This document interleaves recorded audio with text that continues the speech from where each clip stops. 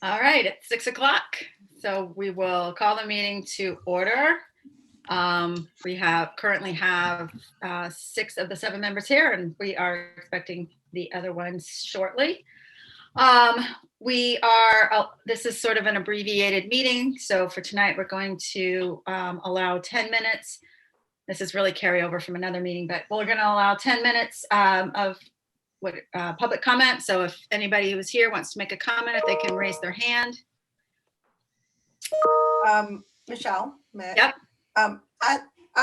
On our agendas, we always state that after the comments, the chat is going to be turned off, and I would like to have that happen because it hasn't been happening. I agree. I'm often noticing that it's distracting when like this message keeps popping up in the bottom. Correct. Thank you. All right, so while we're waiting to see if anybody wants to speak, I want to remind everybody this meeting is recorded. We are meeting remotely. All members are meeting remotely because of the governor's emergency orders. And that, what else? I guess that's it. I feel like there's something else, but maybe it'll come to me. All right, so we'll have Jennifer Carr speak. Michelle Horrigan will time that. Each person who speaks is allowed 3 minutes to speak. Please, as you are entering the room, keep an eye on Michelle Horrigan because she will let you know when you have 30 seconds left and then when your time is up.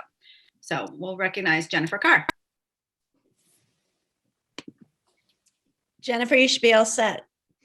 I am. I would like to start by thanking Superintendent Banyas for giving me the opportunity tomorrow to talk in front of the leadership team and the public, but I would also like to reinforce that I think it's incredibly important that I also give my presentation to the school committee. I've already received questions from multiple members that they won't be able to ask in a public setting unless I present in front of the school committee. And I think they have they need the opportunity to we need to give them the opportunity to ask questions as well as the leadership team. I think the only way we're going to solve this problem is if the parents, school committee, and leadership team work together to come up with some very creative solutions. And that's all I had to say. Thank you. So there's going to be a meeting tomorrow? Is that? Yes, we are meeting with Jen, and she has some colleagues that she is going to present to the leadership team. I did send out a message this evening to our community to let them know and to send them the link if they'd like to watch. And Dr. Carr has also generously offered to allow us to record it so that we can post it on our site as well. Okay, so we can watch it later. That'd be great. Okay. There's nobody else with their hand raised, so we will move on to the agenda. The first, and we'll turn the chat off. Yes, we can turn the chat off.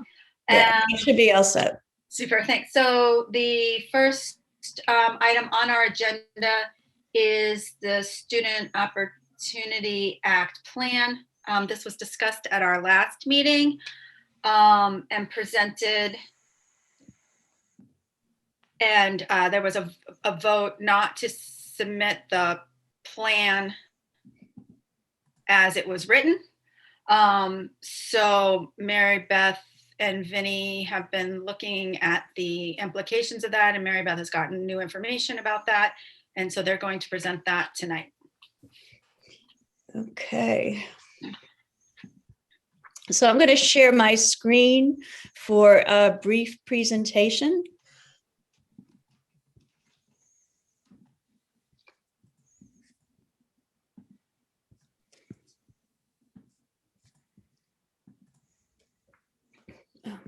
Apologize.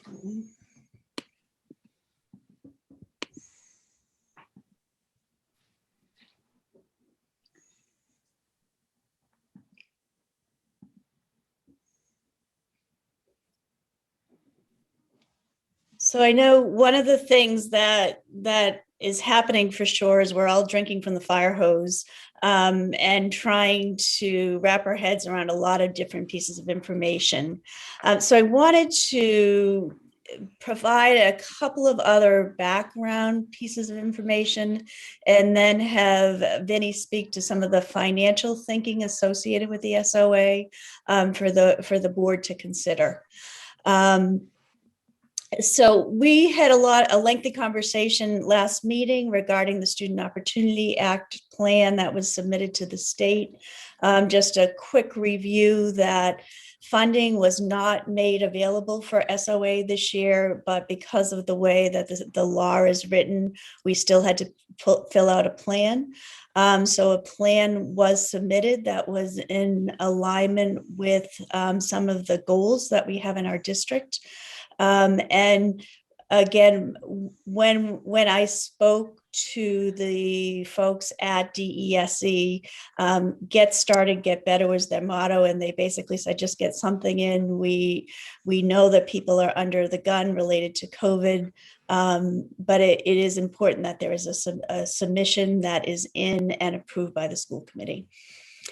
So just some initial guidance that came from DESE regarding the Student Opportunity Act is that they asked districts to consider 17 evidence-based programs when developing their plans. And within those plans, the commissioner talked about priority programs and encouraged districts to adopt those priority programs.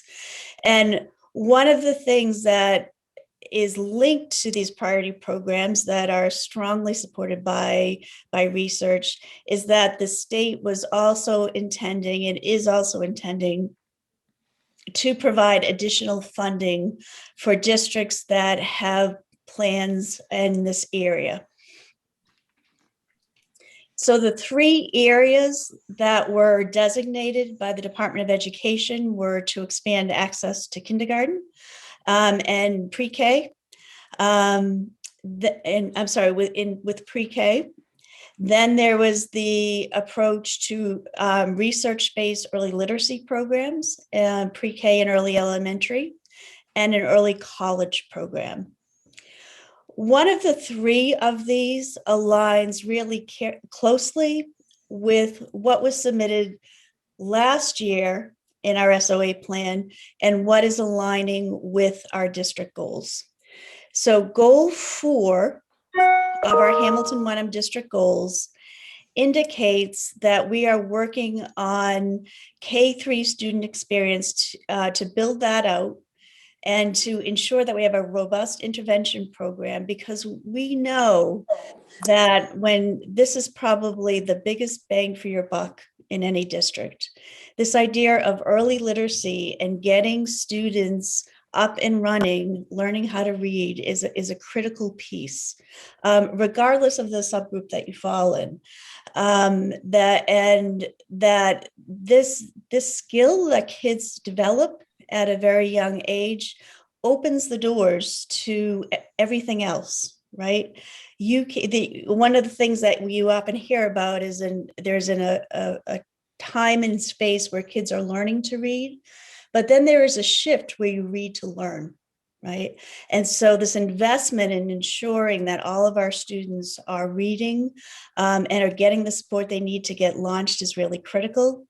One of the other things that we know is, while we can intervene, and there are strategies to do so when students are older, the most impactful time and easiest way to remediate challenges is when students are younger. So what you see in the plan that we put forth to you was a focus on this goal around foundational literacy, because it aligns with our district goals. And it aligns with one of the 3 that the state has said that they are encouraging districts to follow, and they will likely provide additional funding for plans that can show that they have strong programs there. And then the other piece that's in the plan that we had presented was related to curriculum. And this really is aligned with goal 2 of our district goals, that we would work with an org chart and staffing for central office and address significant capacity issues at the system level. And that's the piece that was related to our curriculum instruction and assessment. And so we are building that piece up in our budget. And so what you saw in our submission was related to how we are moving forward our work in aligning curriculum. And that came from this particular goal. And then again, the plan that was submitted last year, we've had a lot of transitions. Dr. Kuchenberg also saw and presented a plan that was related to early literacy. And you adopted a plan last year that was related to early literacy. This is a theme that has come up so many times. It is, and when I came, and even when I was interviewed for this position, that was an issue that many of the committee members spoke about. So the plan, what I wanted to make sure that the committee understood is where did the ideas for this plan come from, right? So they came from the district voted upon goals for this year, and then a number of different entities that fed into those goals last year, particularly related to early literacy, such as the elementary literacy team. There was a conversation Dr. Kuchenberg had with the special education parent group. So while not all of that has occurred this year, there have been processes to try to get voices into why we submitted what we did. There is another piece to this that is related to finances. And one of the things that we want to talk a little bit about is how SOA is now showing up in the governor's budget. And because it gets a little bit complicated, and so what we thought we'd do is show you a flow chart around how SOA is now in the governor's budget and what the implications for that could mean for our final budget. So with that, Vinny, I'm going to turn the slide over for you to be able to speak to.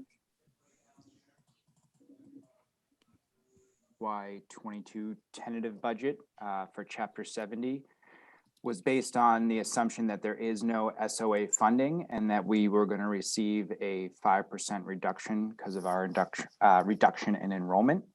This came out to a projected amount of approximately 3.5 million. With the House 1 budget that was put out, I believe on January 27th, maybe, they have included in that amount any reductions for enrollment and the increase for SOA funding if we do so participate. That new number was set at right around 3.7 million. And we're basically saying that this would give us the assurance to increase our Chapter 70 from our tentative budget to our final budget by approximately $160,000. This one act alone would bring our net operating budget down to below 4% at approximately 3.97, which would result in a change to both town assessments, bringing Hamilton's assessment just under $1 million or 994,000. And an increase of approximately 4.92, and it would reduce Wenham's share to 263,000 year over year, or 2.3%. So this one increase in Chapter 70 load would single-handedly drop us under 4%, which is the better side of things, obviously. So we wanted to present this new, and make these additional connections for you around the plan that we put forth to you last week. I know, or at a last meeting, I know that wasn't something that the committee was comfortable supporting last week, but we wanted to give you this additional information and ask if whether or not you would be willing to reconsider your vote. I'm curious what changes you actually made with the SOA proposal in language to better show, that connection. The issue wasn't, I don't think, the understanding of what the SOA is, and even the the programs you were speaking of, but it was actually just the language in the proposal showing, really how you're meeting the needs. I thought personally it was too vague and too close to just sort of a cut and paste of our general program. So I'm just wondering what changes you made in the actual language there to just further support the argument to help make this clear to whoever's reading the proposal. Can we stop the screen share? Oh, sure. Thank you. Okay, so we'll discuss this in the similar manner as last week. I think it was last week, where it's a round robin, and each person will have an opportunity to take a turn, ask questions, and make a statement. And then if we decide, we can go around in a second one. So it looks like David is first up for tonight. So David's question was asked. So. Yeah, so what I thought made sense was to bring this forward again and to see if I can hear from you what would be helpful to add to this plan so that you would feel comfortable supporting it. Understanding that this is not something that the DESE is particularly concerned about. So I want to make sure that obviously that the committee is comfortable with this, but what we're basically saying in the plan is that we're focusing on early literacy, we're focusing on curriculum, and noting what moves we are making next year to move forward on that. The reality is that last year with the plan, now it wasn't funded, but things that were in the plan were not able to move forward because of some of the budget cuts. So this is a visioning, here's where we're talking about going. And so it is at the level of detail that when I spoke to DESE about this plan, again, after our conversation, they felt comfortable with it, but of course the committee has to feel comfortable with it. So David, one of the questions I would have for you is, what would you see added to the plan that would help clarify some of the areas that you think need clarifying? Michelle, do you mind if I? No, I know please, you wanted thank to. you. All right. So, like I'm just looking like right here in section 1, right, is expanding access to full day high quality literacy, right? Excuse me. And instead of really talking about our plan, half of that paragraph is actually just described like it's a book review of the program that we're using, right? I don't think I would think that that's not the data that DESE's looking for. It's more what we're doing with it, not what the program, not what the book is or the curriculum is that we're using. It's how we're utilizing it or how we're looking to utilize it, right? I think that's a really big missed opportunity there. Oh, wait a minute, I just want to pull that up. So hold on.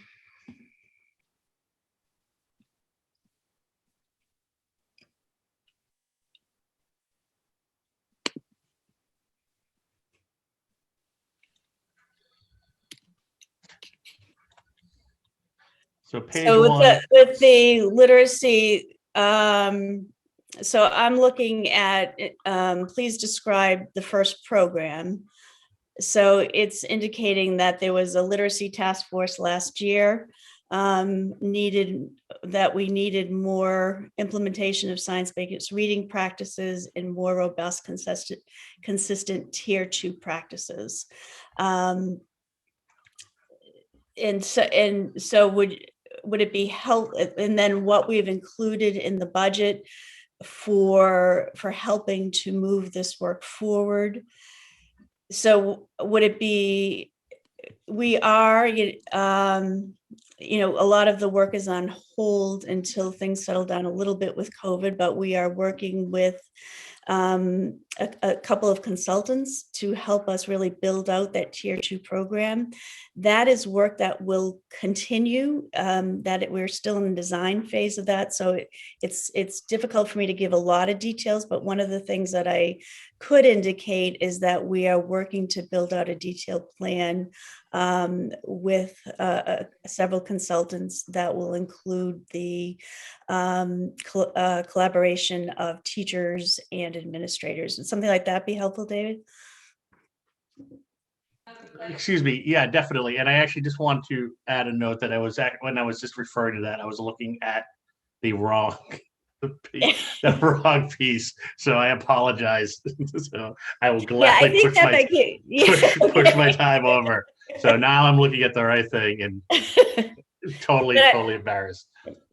But I could add that detail in about how we are designing our approach with a consultancy group, and we have plans to work in the spring and over the summer to ensure that we're in a good place to launch. And just to end, because I'm definitely cognizant of time here. I really think that's important in this messaging, because the one thing that got said to us this week was like, well, this looks really similar to last year's, but it's important to remember that we actually didn't get the grant last year though either. So that nobody did means, though. Nobody, the SOA funds were not so right allocated, but I don't think I'm not comfortable resting on our laurels there. I think that we need to sort of make sure that we're improving on that moving forward. So I mean that's just my thoughts, and like I said, I'll happily move. All right. So going up the screen on my house is Michelle Horgan. Thank you.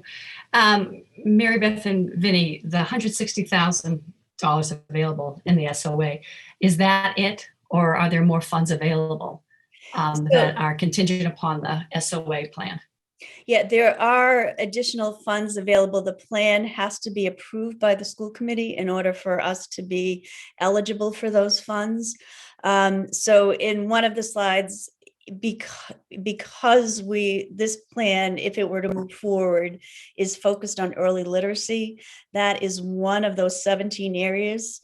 They've picked 3 that they are going to provide additional funding for. So if our plan is associated with that, then we become eligible to apply for that funding. One more quick question. Were you able to look at other districts' SOA plan? And I would just be curious to see what the percentage of early literacy programs, what it was across the state, or even in our North Shore area, in our consortium or cohorts, just to see, because we know, as you said, literacy is so important. Is it the same for Hamilton, Wenham? It would be the same for Ipswich. Would it be the same for, I'm not saying a cookie cutter, but is that the focus of a lot of these surrounding districts and statewide? The DESE is planning on making these plans public, so that is something I can answer probably in a future meeting. My professional guess on that is that the majority of them are, because that is an area where we know focus leads to significant benefits for students. But I wouldn't be able to speak to that directly unless I saw what other folks have sent in, and they are still working to get those plans public. Okay, great, thank you. Next up is Anna. Thank you, Michelle. Thank you, Mary Beth, Vinny. I think since the plan hasn't changed, my concerns haven't really changed either. I think I'm going to push back on comparing it to last year's plan, because last year's plan was entirely about the special education subgroup, and every piece of it was targeted to that subgroup, from the goals to the metrics to the positions to the community engagement part of it. So they both cited the literacy as the overarching sort of topic, but last year's plan was very specifically focused on the special education population as the subgroup. So I think that's important to note, and I think that we should get Mihaela a copy of that to add to the minutes, because I think we're talking about the plan. So my concerns haven't really changed. I feel like The word that you used in your slide actually, to me, reveals the fundamental flaw in your approach to this, which is on slide 4 or 5 about our district goals, which is all. You're using the word all HWRSD K through students, and the point of the Opportunity Act is not all. It's not meant to be all lives matter. It's not meant to be all students matter. It's meant to be the subgroups matter. So until we modify the plan to show how we're actually meeting the legislative intent, which is about subgroups, I'm not going to be comfortable with it. So if you were to modify it more in alignment with last year's plan to talk about either the special education subgroup or low-income students or minority students, English language learners, I would be totally comfortable, but I don't see any actual tracking to the subgroups that are the legislative intent. And I still take issue with the community engagement sort of caveat, in this COVID era, we've had more layers of community engagement than I've ever felt in my life. I've never had more Zoom meetings with community groups, connections, building organizations. So this plan remains a non-starter for me because I don't think it actually tracks to the subgroup legislative intent. I do not feel comfortable certifying that we've done the engagement. I think the metrics are still flawed. I don't understand why we have a high school metric that's attached to an early literacy program. That doesn't track. Again, if you go back to last year's, again, it was all about special education outcomes. The DESE outcome metrics were all special education focused. And then in addition to that, we had 4 custom metrics applied by the district. So the 2 plans aren't the same. The legislative intent isn't honored. The community engagement has not been fulfilled. I would love to vote to support it. I understand the financial implication. So I feel as though we are losing the money, not because we don't understand it, but because you've not put forth a plan that conforms to the statute. So I don't really have any questions. I'm disappointed, and I would love us to spend some more time on this and have you rework it so you can actually show tracking to the subgroups as the legislation intended. That's all. Okay. Thank you, Anna. Michelle had to leave for a minute. So Peter, you are up next if you have some I do, questions. thank you. First, I was a few minutes late, so I apologize. My iPad needed to restart. Like Anna, I'm trying to look at the connection between the DESE SOA guidance and our goals. And I'm just trying, so if you explain this, again, I apologize. I just see a disconnect there. I see foundational literacy, attached to, which aligns with the research-based literacy programs of pre-kindergarten. I would like to see it target to the groups like Anna mentioned, but how does goal, so I guess 2 things, how does goal 2 align with the DESE guidance? So there are 17 areas that are evidence-based practices that they recommend that districts can consider. So the one related to curriculum is one of those 17. But when they look at those 17, they basically said that not all of these are equal. There are 3 that we are really focused on, and we'll be providing additional funding for. So one of those is the literacy program. So when I put together this plan, the document that I most closely referenced was the district goal form for this year, because that's really the only processing we've had an ability to do in the midst of COVID. And one of the goals in our district plan is to move forward and recover our curriculum and instruction capacities. So that second goal is related to that work around curriculum. So we're adding folks to the central office. No, the curriculum goal was to recover our curriculum instruction and assessment capacity. As I've shared during the budget presentation, one of the ways that we have thought about this is to move any curriculum instruction and assessment individual or leader into the building. There will be no people in central office. They will all be in the buildings because that's where we know they're going to be most impactful, close to teachers and close to students. But they won't actually, it won't be more teachers in the rooms or TAs or ELA specialists, correct? So in terms of, for our curriculum initiative, our curriculum initiative is adding folks. Our budget does not currently include adding additional classrooms. Well, actually, I shouldn't say that. There are a couple of places where we are adding additional classrooms due to enrollment figures where we anticipate that we are going to have bumps in enrollment. So there are some classroom teachers in this current budget. And we are also adding teaching assistants as a way of supporting students that are struggling. I'm sorry, say that last part again, it cut out. Oh, go ahead.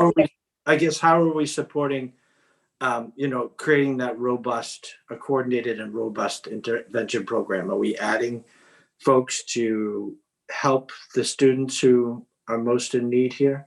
Yes, so if you recall in the budget, we have 6.3 literacy tutors that we are adding to the budget to give us more capacity in that tier 2 intervention program. So that has been a place where we have invested in order to give us more capacity. Thank you very much. Again, I apologize for being late. Julia? Trying to unmute myself. Thank you. Thanks for this. This was helpful. So, I mean, I'm just struggling with the fact that we're going to have to vote again on something. And if I vote, I strongly want to approve this. Like I want this money to come into the district, but I have voted no on it. So now if I vote yes and nothing has changed, I feel like a bit of a hypocrite. Maybe that's just me being me. But if my main concern, everyone else has raised all of my concerns, is just in commitment 4 with engaging all families. And honestly, I love the idea of a family and community engagement liaison. I think that could be something we could explore, but I would love to see, specific strategies to reach out to, community groups, to reach out to these specific subgroups, to do a survey, to maybe do a parent focus group. Like I know that all takes resources and time, and I appreciate that the resources and time are of the, they're not falling off the trees right now. But what I saw is, and then what if we don't get the family and community engagement liaison position, then what happens to commitment 4? And in the exhibit, that's number 8. So that's really my main concern. Everyone else has raised my concerns. And then my question is, when I was doing some research on the SOA short form prep, I was relieved to read that Commissioner Riley wrote that it should not be a comprehensive strategic plan, because it's not a comprehensive strategic plan. But is there an opportunity? Will we be required to submit a comprehensive strategic plan, or is this really it? Yeah, so the DESE has structured 2 different reports depending on the amount of funding a district may receive from the SOA. So given we are in the lower end of the category, there are some districts that are getting $14 million from SOA, and they get the long form. And so what you see in that short form guidance, there's actually an exemplar, and it's clear that they want us to have a more brief and to the point application. Where the accountability is in this is that we will need to report whether or not the groups that we are targeting and what we were looking at in terms of this approach were students that special education students, students that are economically disadvantaged, and certain other groups that are such as Latino and African American that do not have the same level of outcomes that we see from other groups. When this grant actually gets up and going and things get back on track, what we will need to submit to the state is what you're doing. Are you moving the needle with these students? Right. And if you're not, then you need to adjust your plan. And if the data shows that what you're doing is making an impact and you're seeing a change for these students, then great, stay the course. One of the things that I did want to recognize, and I think another adjustment that would be helpful here, along with David's comment about our work for design with a group of consultants, is, Anna's point around the high school outcome. Well, I think given the fact that it is more focused on early literacy, one of the things that would probably be helpful there is to take out the high school piece and put in the third grade proficiency ELA score. Because that's really the target. That's where we're really going to see whether or not it's one measure for whether or not we were able to move the needle with students. I think we will have other measures moving forward, but we need to get this group together that's designing and figuring out what those other measures will be. And then once we have those new measures, what we're going to be doing is looking at, okay, how are these kiddos doing that are in the subgroups that are underperforming? Are our actions helping? And if they are not helping, then we will need to make adjustments. So that kind of accountability is coming. Even at the state level, they're just not there yet. They're hoping to get these funds out the door next year, but that is the ultimate goal or plan. So just one other comment. Okay, so what happens if we keep voting the way we voted? Like, when is the point when DESE says, okay, forget it, you're not getting the money? Yeah, so I did call after the vote last week to ask what the implications of this are. That they have not yet had this experience. So this was a first. So what they indicated to me is that if the committee continues to not support this, or if we, then the commissioner would give me a call, or the commissioner's representative, and we'd talk it through. Then the additional funding that is available through the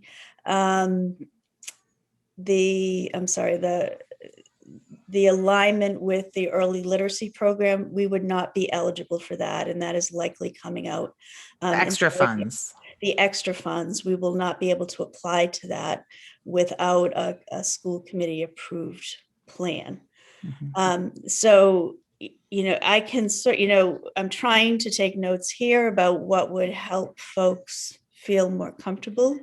So I have the design work that we're doing to put that in there. I wanted to recognize Anna's point about shifting out that high school. That's probably not going to be as powerful, although I think so we could make that change to have that read third grade proficiency in ELA as another measure and remove the high school one. And I'm happy to hear what other adjustments people, would like to make, with the idea that we could have a voted on plan so that we can move forward.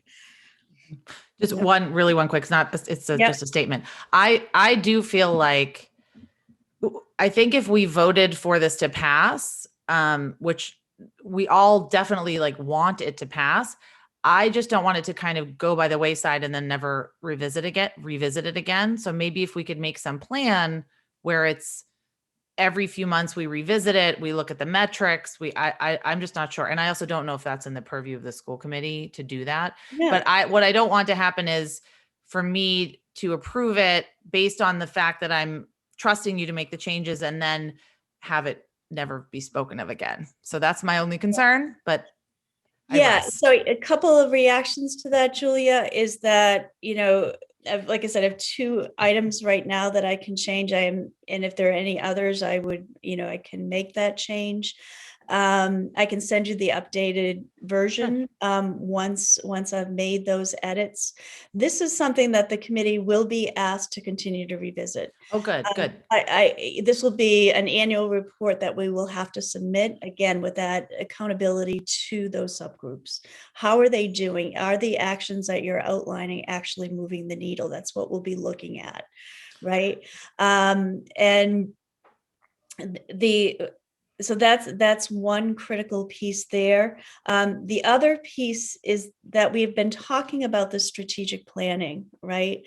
Around, who are vulnerable, who are the vulnerable students? What is our vision for this district? Where do we need to focus? And that strategic plan, I think, will also help inform future versions of the plan that we submit. Thank you. I yield my time. I took too much You're time. on the circle here. Is it me? Mhm. Oh, okay. Okay. Thank you, Julia, for always saying a lot of what I want to say. I always appreciate that. I just want to just put a plug in that I agreed with Anna's initial concern regarding the high school graduation metric, and I think that sounds while I don't think that a test at 3rd grade is the perfect actual measure. I think for this form, it probably is the perfect on this form, is my opinion. I hope that would be part of the continuing process to find out sort of deeper, realer ways to measure that. But Right. I fully agree. I fully support that change. I just wanted to say, I think maybe David said a little bit about when I first read the plan from Dr. Kuchenberger from last year. I at first read it and I thought, well, you know what, it was only really focused on special education, and maybe that makes more sense. And I've really sort of, maybe a question, maybe a comment, but I guess I have a belief in the overwhelming importance of early literacy. That's a personal, that I really do believe that is truly the key. And so I'm wondering, when we now have several identified groups and not just the special education group, when we report out, are there going to be, even though I really do believe that this literacy program truly will help all of those groups and be able to target those groups, but I'm wondering, when you report out, like, will it be teased out so that you can say, this program is working for this group and not for this group? Or does that make sense? And not just lump everything together in, like, does that make sense? It does. And I think as we get more sophisticated with our local data, because to your point, MCAS has its purpose, but it is not a sensitive assessment measure. So with the MCAS, one of the benefits of using that as a benchmark related to subgroups is when they report out your MCAS data, there is a separate report that talks about, okay, here is your district outcome for 3rd grade, but then they also report out outcomes by these subgroups. So you can easily track, whether or not certain groups are seeing an appreciable benefit. One of the things that I would just say realistically is that it's not a particularly sensitive measure. So it may take a couple of years to show up. I think that there are more sensitive measures that we can gain that will help us to track it more quickly than we might see in MCAS. So that's one thought there. And the other thing is that, again, I suspect we will be able to do some level of coding, knowing which students fall into which category, and see how they're doing, right? And see, is this approach really benefiting all of our subgroups? Is there, even if this is an approach that, it's working great for some, but this group is still struggling? Those are the kinds of questions we'll answer as we continue to move on in the process. Yeah, I mean, and I guess I just, that those measures, I mean, even to the point of the high school graduation, that like, that actually might be a useful measure. It's just not going to be a useful measure in the next 3 years. Like I really do believe like this is a really important, to me, there's just nothing more important than making sure, like if, the making sure that everybody is not just able to read, but as you said, able to really deeply read and comprehend, because that is really the key to success in, education. And so I do think it is, but I'm okay. It makes sense to me to switch that to the, the third grade ELA. I just, that does make sense to me. I just one more plug, and again, Julia already said it. I probably should always go after Julia, I guess, but I also studied that, the short form prep, and it was true that like it really was not, it was looking for short form, like it wasn't meant to be a comprehensive. The level of detail was pretty short. So I think that's everything I have. So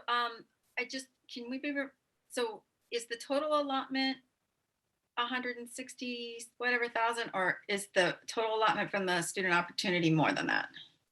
It's so the way, and I can let Vinny speak to this as well, but what has come out from the governor's numbers is a single change. And in that single change, it reflects the enrollment drop, because that we are using October 2020 numbers. And again, those numbers are lower. So this number is showing both the drop, what is the reduction in funds because of the drop of enrollment, and the SOA funds. And so the net of those is the 160. So in future years, and Vinny, correct me if I'm wrong on this, there's a pretty heavy hit in the enrollment drop. So without that hit in enrollment, our SOA money would have been a little bit higher. Is that correct? Am I Do we know how much it would accurately reporting? What was that, Michelle? Sorry. Do we know how much it would have been if we hadn't had the loss of enrollment, which is true of every district in the state?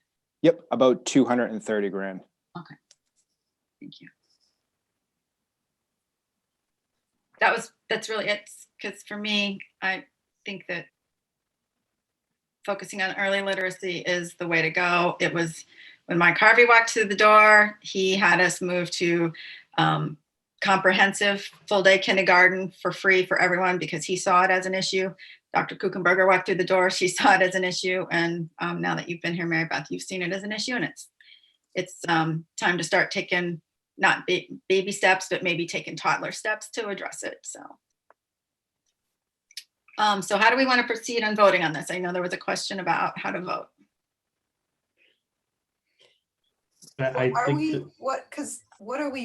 We rescind our votes? That was the question, I think. Well, and Or also she- it sounds like maybe Mary Beth is making changes. I'm not sure what we would vote on exactly. I can make a suggestion for the committee, is that you could have a motion to approve the plan with 2 changes. One would be to remove the high school assessment and add the 3rd grade ELA proficiency standard, and to make note of the intervention design work that is planned for the district for the spring and the summer. I would like to see just a couple sentences in the community engagement section, just in case we do not get that liaison coordinator, like, Yeah. and also maybe more specifically, just a couple of sentences. We will reach out to, I'm just saying it like, I don't know, the Human Rights Committee or the this or the that or the, we will conduct a survey. We will do a focus group. I'm not trying to tell you what to do, but just maybe more specific items in that section. So continued surveying of our parent population, or parent subgroup population, something to that effect. Or are you talking about like Mary Beth goes to a CPAC meeting, or like that's what Julie Kuchenberger did for the plan before she went to a CPAC meeting at the library? Is that what I you're don't know. I don't know specifically. I mean, I can talk offline and think about some suggestions I have. But we've gotten some suggestions in emails. We've gotten some suggestions from parents, maybe just even a focus group or talking to some of the other committees that are in and the associations in Hamilton and Wenham that could connect you with these kind of populations and Yeah. get more parent and family involvement. If I could suggest, Julia, maybe a way to approach that is that during the strategic design process, there is an intentional outreach to families Okay. Associated with our subgroup population. Would that help Yes. with that? Okay. Okay. Anna? Sorry. I think for me, I personally I still am having, I don't think including the consultancy work is really sufficient for getting to sort of other developmental parts. And I'm just going to read from the short form guidance because it's helpful. It says thoughtfully engage your community. Tell us what page that's on so that all of us. Yep, sorry, this is on page 5 of the short form guidance. It says thoughtfully engage your community. We will look for districts to confirm they engaged. So again, past tense, not necessarily future tense, confirm they engage groups outlined in the statute alongside other local community groups so that plans reflect student needs as identified by the community. And so communities can in turn support districts in their implementation of evidence-based programs. Please consult the guidance. That's one part that I just feel like adding in sort of the design team is not that doesn't mind. And then the certification part again, because this part really is important to me. This is on page 7 under certifications. Certify that you engage stakeholders as specified by the law. Each plan must be developed by the superintendent in consultation with the school committee and shall consider input and recommendations from parents and guardians and other relevant community stakeholders, including special education and English learner parent advisory councils, school improvement councils, and educators in the district. I'm not seeing anything that says we haven't done that. And then the high level one, Mary Beth, I would really want to see a revision away from our gen ed students back to the student subgroups. So this is from page 2 of the short form guidance. And the first line is bold for emphasis. It is critical that district resources support student subgroups as the legislation intended. As part of the SOA, districts are required to submit 3-year evidence-based plans aimed at closing persistent disparities in achievement among student subgroups. While the law sets forth several requirements for these plans, the Department of Elementary and Secondary Education will focus primarily on the extent to which districts are implementing evidence-based programs that will close the gaps in these communities. And again, this is a gen ed plan. It's not specific to the subgroup. And it's a perversion of the legislative intent. It's not saying provide general support and as an ancillary benefit, the subgroups benefit. It's inversion. It's saying provide emphasis on the subgroups because the subgroups need a boost. It's misaligned with the legislative intent on a very high level. And I think until we can revise that part of it, I don't see how we get there. And I'm concerned about positioning this community family engagement position because it's not something we've talked about. It's not in our budget. It's not a proposal. I mean, I agree it's something worth discussing. I personally think if we're really going to talk about the Student Opportunity Act target, I might be more inclined to think of like a diversity officer or an inclusion officer. A lot of districts have started doing that. And that's one other thing I wanted to point out. the sort of super categories where you could get extra funding from the state. It wasn't just 3, but it was actually 4. And one of those would also really apply to us. So this is on page 6 of the short form under talent development. The other bolded one was number 10, diversifying the educator administrator workforce through recruitment and retention. That's another one that would really give us extra funds. And, that's also a huge need in our district. So, I see a lot of ways we could sort of tweak this to conform better to the law. So I appreciate the willingness to make some changes, but for me, those 2 changes they're still not enough for me. But I would want to figure out how we get there. I mean, I don't want to leave the money on the table, but I'm not comfortable approving it with just even those 2 changes. I want to see a more subgroup specific plan. So the issue here is there's a deadline. If we do not have this submitted, I think it's by the end of the week, we are leaving money on the table. The plan, we could just submit the plan that Dr. Kuchenberger presented, which would still address early literacy and would still address, that issue. However, we need to look at what are the needs of the district now. And what we know since the time that we submitted Dr. Kuchenberger's plan and now is there's been a pandemic, and that we've had kids who have been learning who have been learning remotely. We have kids who, are in first grade, second grade, who maybe are full remote. And early literacy is the most important thing we can do for all kids. It's the thing that we cannot identify a reading disability until they have had the opportunity to have rich literacy-based programs. It is the way that we can most certainly identify kids who have a learning disability in reading is to give them rich literacy experiences. And if there's any time we need this, it's now. We need to have these literacy programs in place for next year to address all that's happened. Like, this is what parents want. They want us to address all of the challenges that their students have gone through this year, and this is the mechanism to do it. And so I'm going to recommend that we approve the plan tonight with the 2 changes that have come forward so far, and also adding in the third thing that Julie, The strategic plan intended outreach. Yeah. And, community outreach. and Michelle, if I could, just as a time check, we have about 3 minutes before we have to move to So the my other.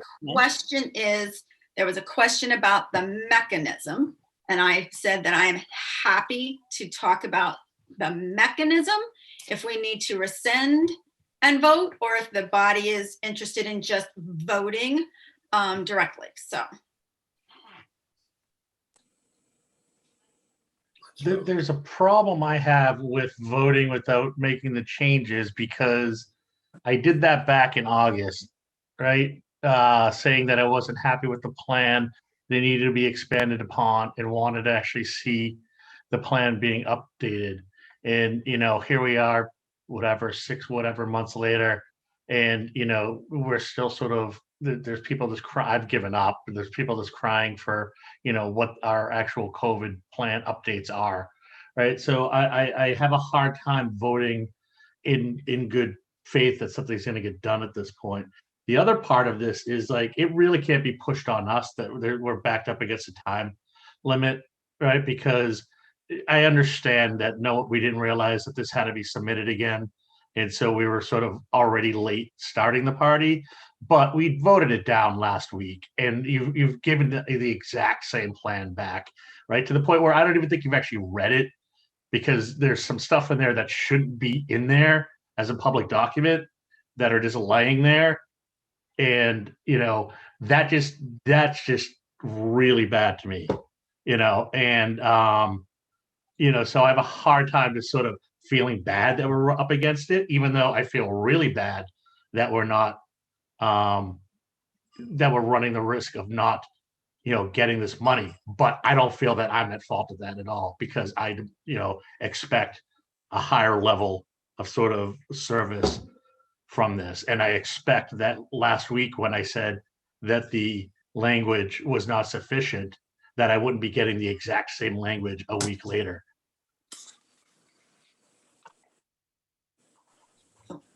So, But just on a practical level, is this is a procedural, I mean, in other words, is we have, I mean, is there a way we can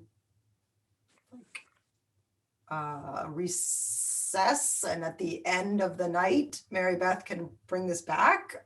I mean, I'm trying to sort of bridge the gaps that we have here. I'm at about 40 hours of school committee this week. No lie. Right? Between my work with you guys in meetings and my work outside, trying to build bridges with our community again. Right? So I'm really not interested in coming back after this meeting tonight. I think in light of where we are with this conversation, there's still other items on the table. I really do actually want to talk to Mary Beth about some of the other things in the superintendent's report. I have a topic for a future meeting, and it is South 7, and the rest of the town boards are waiting for us. So I'd like to make a motion to recess and return to this meeting at the immediate conclusion of the joint meeting tonight. is there a second for that? Second. I don't think a recess has a discussion. I don't have access to anything right now, so we'll just vote. David, No. Peter, Yes. Julia, Yes. Michelle, Yes. Dana, Yes. Anna, Yes. Michelle Bailey, no. All right, so we will, so is there a different link? Is that why they're not? When last we spoke, we were talking about the Student Opportunity Act grant, or entitlement. I guess it's really an entitlement grant, isn't it? It's not really a competitive. Correct, yes. I don't- There's an allocation given to our district. Yeah, so sort of like Title I or something like that. Yes. Okay. If Title I would be federal, this is a state, but it is not a competitive grant. Yeah, okay. We were trying to decide if we were going to vote again. Is that what we were trying? Can you remind us, Dana? Well, I think we hadn't gotten quite that far. Okay. I don't think I guess what if I'm speaking out of turn, then I guess, but my goal would be, or my hope would be, that we can really come together collaboratively and hammer this out, because it doesn't seem like anyone here is opposed to receiving money from the SOA. So I see David is palming his face, so maybe he doesn't want to do that, but I would like to try to just hammer it out so we can get it done. But And I so don't want to do that right now. when I said misinterpretation, I think, so what I meant was that helping early literacy is helping special ed students, because you cannot identify a student that has a reading disability until you've given them rich literacy education.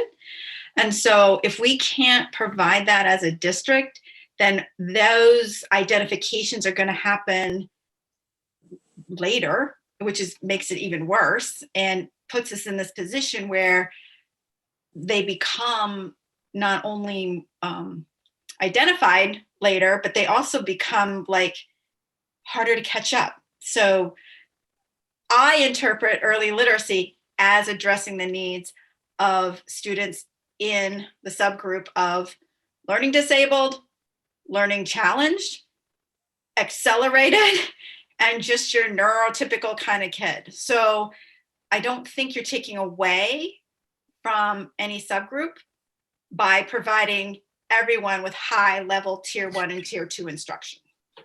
But Michelle, identifying early and putting into place procedures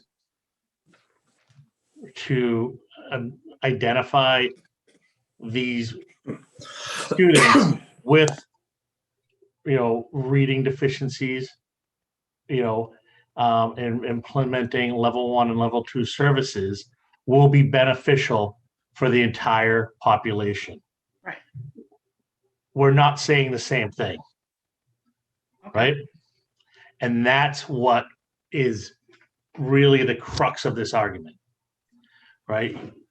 We're saying we agree with the program, but we say in regards to this SOA that the focus needs to be on the serviceable group and not as a whole. Now, when the whole population benefits from it, that's fine. That's the icing on the cake.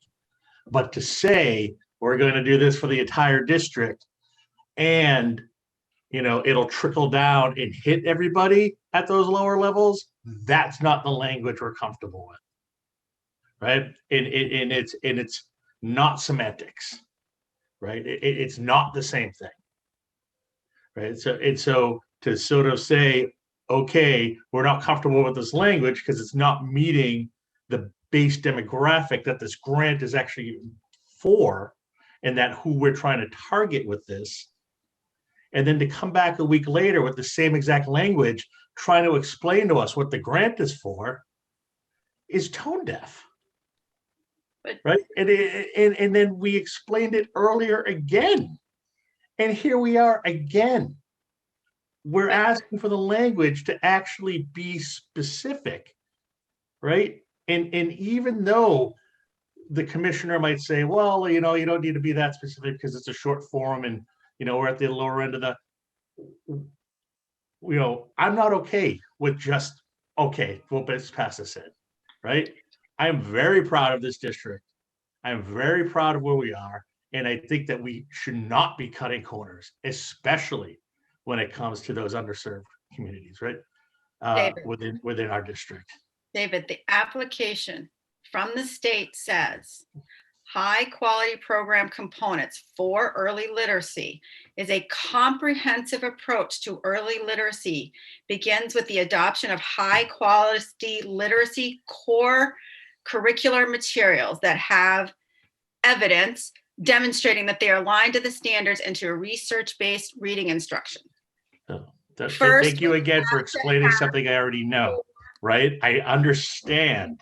What I'm saying is the approach we are taking in the wording of this document is not adequate, right? And that's why it was voted down, period. Nobody wants us to lose this money. We are saying that the language is not adequate and it does not address it directly, right? It's a secondary address. If you're talking about it being good for everybody, then those communities, those subgroups within our community are the secondary beneficiaries. Oh, well, this will catch that, right? No, we want to say this is targeted intervention, and as a result, it's going to benefit the entire community. So I can just offer if that language is that's not a hard change to make. So, we can certainly add that in, or I can reconfigure it so the language is talking about how the interventions will benefit our subgroups. I can change the language around that if that's helpful. And if that is the biggest concern, then perhaps we have an agreement about how to move forward. So wait a minute, everybody's in agreement that early literacy is the thing that we should be targeting. Let's get to that. Well, early literacy is a distinct need in our district. Can I ask a question for, I guess it's mostly just for, well, I guess all Michelle and David, who is here, and Peter, who were, but because you guys already debated and voted on a earlier SOA that I know didn't get funded and did never happen, but you guys, correct? Am I right?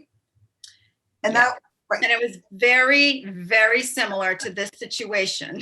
Yeah. I just want to so because it was different, but it was there was a big early literacy component to that plan. Correct? Yes, That's the plan that, that Dr. Kuchenberger wrote, or but the correct or no? correct. Okay. But okay, but it was very similar to the situation we are in right now. We took things that were in our budget, put them in that SOA so that we could use that money to reduce our budget. We did exactly what Mary Beth is asking us to do now with that plan. We took what we already had identified as things we needed to address.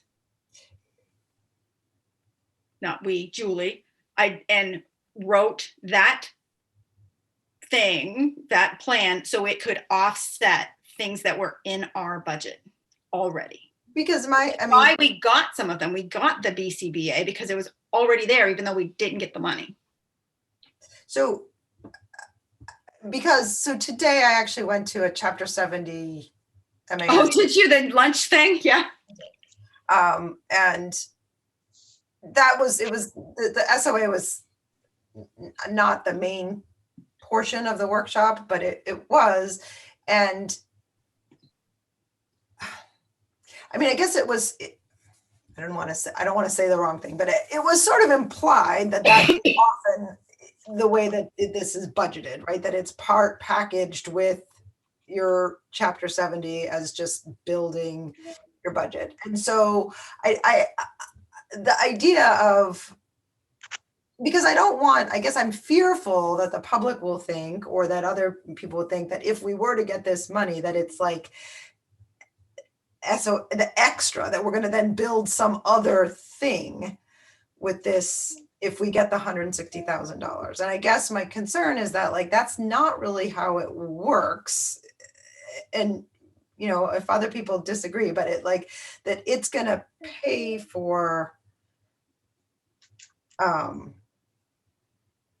it isn't going to be like, oh, now we have a separate new program. And it sounded to me at this meeting that I was at today, and again, I'm still learning, but that was kind of how it works, that it isn't really that these people have these like free floating programs that are just on the SOA money. But I will defer to those of you who have been doing this longer. Anna? Thanks, Michelle. I think one thing I feel I disagree with is that the two plans are similar because, as I said before, Julie's plan was entirely about the special education subgroup and every single part of it. And the proposals make clear that that was the targeted subgroup. It wasn't the gen ed plan. And so I think this is sort of the point that David was trying to get to, is that in my mind, you're inverting the order of priority. I'm sorry, Mihaela, do you mind muting yourself? Or can someone mute Mihaela? I feel like if you go back to what Dana just said, which was a helpful sort of piece of data to think of, for forever in time, you know, Chapter 70 has been the baseline funding for districts. That's where you find your core budget, like everyone has a Chapter 70. But over time, people identified like, wow, that normal funding mechanism is leaving behind these very particular subgroups. And so the act was created to focus on the subgroups. It's not meant to be part of your gen ed budget. It's supposed to say, okay, your gen ed budget covers everyone. And in this meeting alone, Michelle and Mary Beth, you both used the words all, everyone, it helps everyone. To me, that's an indicator that you're inverting the legislative purpose of the act, which is to say, it's actually not supposed to help everyone. It's supposed to help the subgroups. So this is sort of this notion of equity, right? Like it's not supposed to be equality, it's supposed to be equity. And so the subgroups are supposed to get an extra boost. The funds are supposed to be targeted to those groups to have the legislative effect. So I actually think, to me, the problem isn't so much the language, Mary Beth, like wordsmithing here or there. Like I don't actually think that's the issue. What I would like to see, and I think unfortunately, and I know that this will sound hard, but I think the fact that now we are up against a deadline is an unfortunate reality that I do feel like could have been avoided. You know, I know that there are a lot of things going on, but you know, this is essentially a grant. And in my industry, if I was in charge of a grant and I missed the deadline and I submitted it 2 weeks late and then went to my board and said, I submitted this grant, but I never ran it by you, but I really need you to vote yes now. And then in looking at it, my board said, wow, this doesn't really meet the RFP. Like, I don't think you've actually answered the question. And then asked me to certify that something had been done that hadn't been done. I would be shown the door, you know, like I would never be allowed to be a museum grant writer ever again. And that's effectively what's happened. We've missed the deadline. Now we're under the gun to try to pass something for budget reasons, for DESE reasons. And I think the reality is if we had more time and if Mary Beth had not missed the deadline, I think we could come up with something and we could rejigger this. But what we're proposing is not focused on the subgroups. It's like the core part of our entire budget reconfiguration that it's also not focused to the next 3 years. I mean, we're talking about building this. Mary Beth, I think you used the phrase, it's like the foundation of the house, right? I don't think the Student Opportunity Act is meant to be the foundation of your house. It's supposed to be something in addition that certain kids get that not everyone gets. So even the language of how you're describing it to me reveals that we've put the emphasis on the everyone and we're missing the kids who actually need the help. So I'm not sure that we can rejigger it in the next 48 hours. I don't know how, Mary Beth, you would reimagine the budget to be rebuilt in a way that could make me more comfortable with this. I would love to see elements of what Julie had talked about in some other way, but I'm not hearing how we're going to get from here to there. And the changes you're proposing are, they're minor, like the assessment, which I think is fair. If you could elucidate for me how you might actually truly focus on the special ed subgroup or the English language subgroup or the minority subgroup, I would feel much better about sort of offering some support here. But I'm not hearing you articulate that. I'm also not sure, and this may be the point of misinterpretation, like I'm not hearing you in the language of how you're describing the plan, that you or I feel that we understand the basic point of the plan. I feel like that to me is the disconnect around the legislative intent. And I'm taking question with the use of all, everyone, the foundation of our district, so on and so forth. I don't think that's right. And I'm just not comfortable certifying something in this way. And I wish we had more time. And I do, unfortunately, I do hold you accountable for that. I expect you to notice those deadlines and pay attention. And it's frustrating that we're up against it now with this money on the line that we all know we need. So I don't know, it's Dana's question. I don't know how we get from here to there in this meeting without actually changing the fundamental structure of our plan. And I'm not getting any sense of willingness to do that right now. So I would be happy to change the plan in any way you would like. Please just give me the language as how you would like it to be written. Well, it's not just the language, it's the positions, it's the structure. Like what parts of this plan would you take out and make specific to the special ed subgroup? Well, the teaching assistants assist and support the special ed subgroup. But only them or everyone? They would support students who are in need of intervention. They do not support all students. There is an assessment process, and those students who are deemed to be struggling receive that additional support. And oftentimes I can say this because I've had friends in that, it's economically disadvantaged children. It's children who are just struggling to read. It's children who have not yet been identified with a learning disability. It's kids who are in child study that they're trying to collect data about. It's a lot of different people who go to see the literacy coach.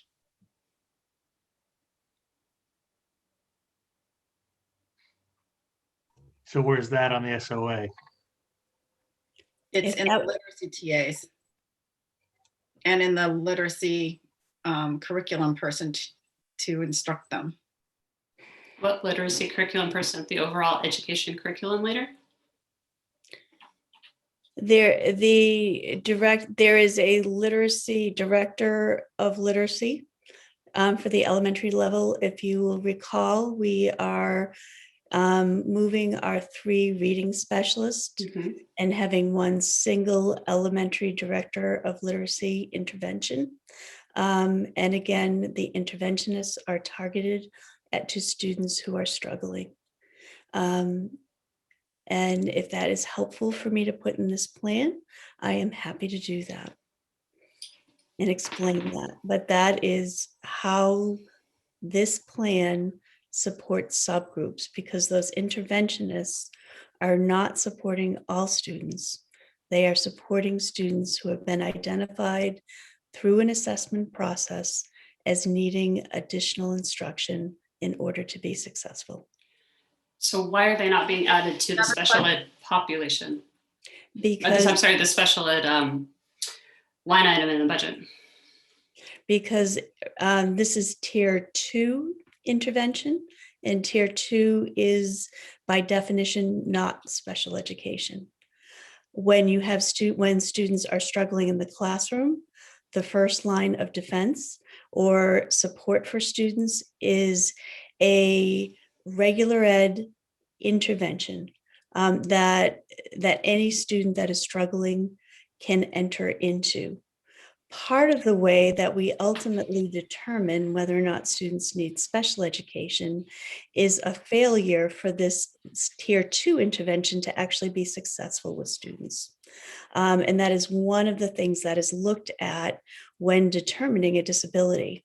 If students are getting a second dose, some additional intervention, and they are still not making progress, that is a signal that there is something more complex happening, and can move kids to special education. So now that I hear you talk about it that way, I guess it's still, so then I come back to this thought, and again, this is just trying to figure out how we honor the legislative intent. The process of identifying learning issues and early identification of problems, early intervention, those are not special functions. I would argue those are required under federal law. That's a core function of the school, right? To your set, it was a foundation. Like, I totally agree with you that literacy is a foundational part and that we're not doing it. So on that, I completely agree that it is hugely problematic.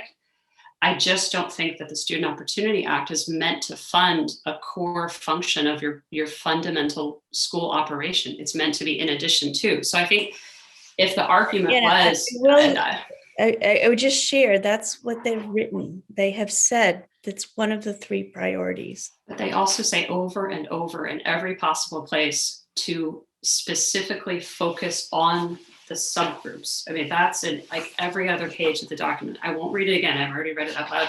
They're not saying this money is to be spent on your general ed literacy program, which is part of your fundamental obligations under IDEA to identify special needs students. This is not a special ed specific act. That is a subgroup, but that we should be doing that no matter what. Like, we need that money no matter what. This is meant to be, we already are doing that. And in addition to that, we provide additional support. And I think that's the cognitive piece that we're not in agreement on. But subgroups are not students necessarily identified with an IEP. Subgroups are disadvantaged students. Right, but your entire justification, I think we're talking in a circle. Like, I have drawn a different conclusion of what I think the law is supposed to mean. And I do not think that what we're proposing meets it. And you think the opposite, and I can respect that. But I'm not sure either one of us is going to convince each other more. So I agree, but I think the fundamental question here is, will we approve this plan so that we have access to the Student Opportunity Act funds and additional competitive grants? Or will we not approve this plan and not get the money and not be entitled to those additional grants? We can change this plan.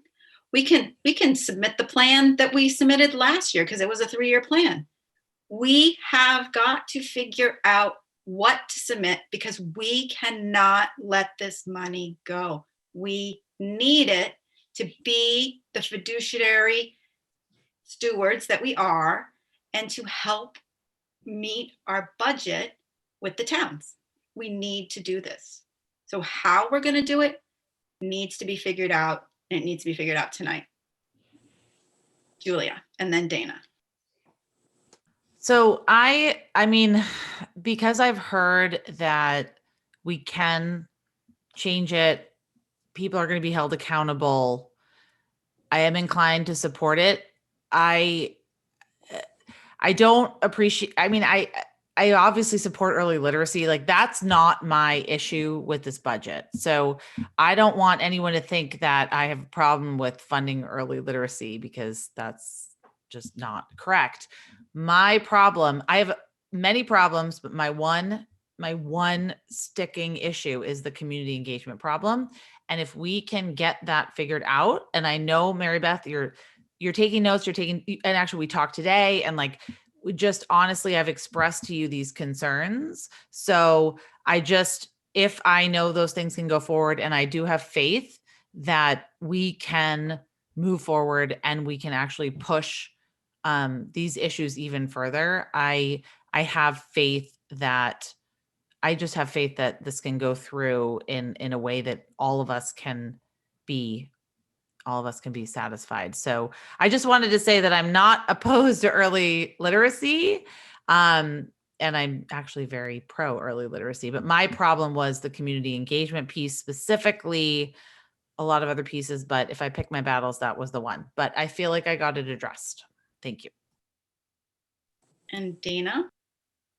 So I guess I want to state that I'm not really willing to leave this money on the table, but I am willing to really listen to the group about what they want that to look like.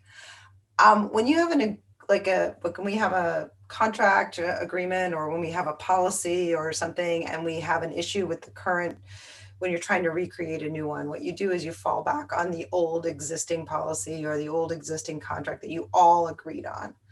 And I am wondering if that may be something that we might want to consider here, which is that, though it wasn't this particular committee because it was a different group of people, but the school committee did vote on and approve a previous plan. And I guess what I'm wondering is that something that we might want to look at, is that there was a previous plan that was agreed on, and we are now not in agreement about the current plan, but we could fall back on that, is my understanding. Just putting that out there as a potential, like, do we want to fall back on that previous plan?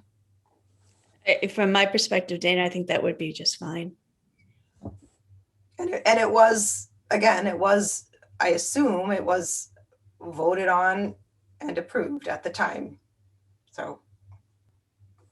Yep, it was very similar to this, as we were trying to get to a number for the town meeting, and we were being pressured, and we had to deal with all of this stuff from other people. So Peter. I know Peter wants, I'm sorry. Yeah, go ahead, Dana, and then Peter, and then Michelle. And maybe he doesn't want to speak. I would like to hear what David has to say about that, even with, I don't know whether he wants to talk or not, but I'd be interested in what he has to say.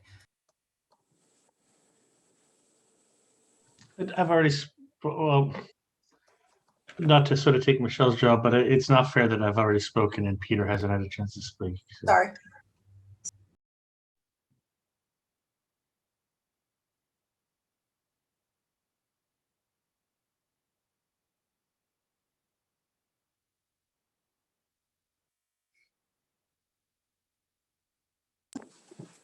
Are we waiting on me? Oh, I didn't know because I was called on and then. That was my fault, Peter. I'm sorry. And then it just happens every meeting. I'm getting frustrated with it. And then my daughter came in and asked me a question. I'd like to just try to put a face on this. Miss Castor Kane at Bucher, is she part of what we're talking about? The reading specialist? Yeah. Those positions, her position exists in each of the elementary levels.